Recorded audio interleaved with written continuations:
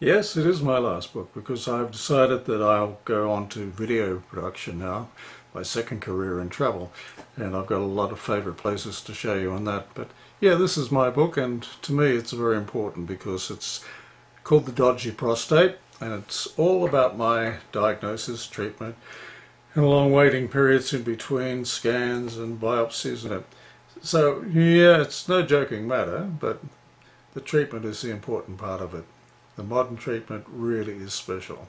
So I don't know if it's my 16th or 17th book. I guess it's my 17th because I tidied up my media memoirs by putting colour photographs at least.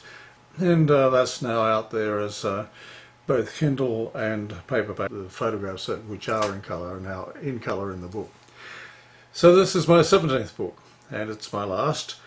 And I'm really keen on it because it's a very important message that I tell in this book about the modern treatments and just what happens. I document everything that happened to me. So it's very subjective, very personal, hopefully humorous.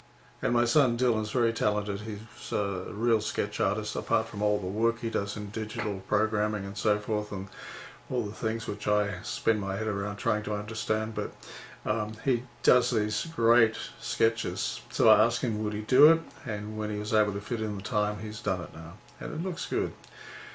And so it's all about what is available, how you go about it, and it's a tribute to my GP, who's the one who said, hey, you've been in lockdown for a while here and you missed out on getting a general checkup. I didn't have any symptoms of prostate cancer, and so I went in and it was enlarged. But that doesn't mean that you've got cancer. It means that it needs further investigation. And of course I go into the detail of that in the book. So that's where it is.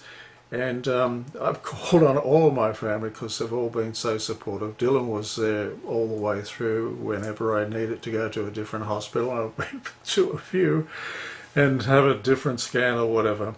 He's been there, so he's very knowledgeable about what actually was involved as well. I've called on the rest of the family though.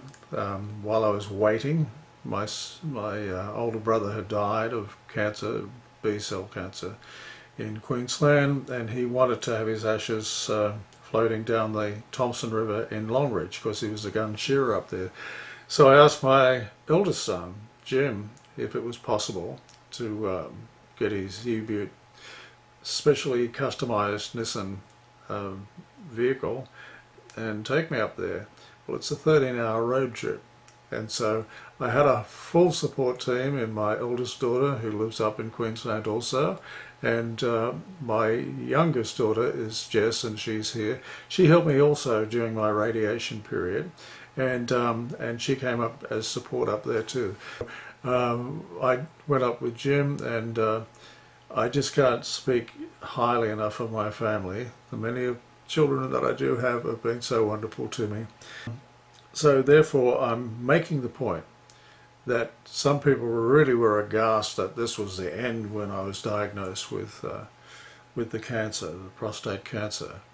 And it has its funny side though as you go through it, and you do get a positive outcome if you have a positive attitude towards it. And just roll with the punches. There are a few punches in it.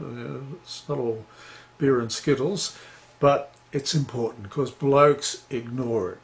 And I'll tell you, the people I met there, I met some wonderful people in what I call the cancer chat room at the clinic where I had my radiation. So I had a combination of radiation and hormone therapy. But look, the result is what it's all about.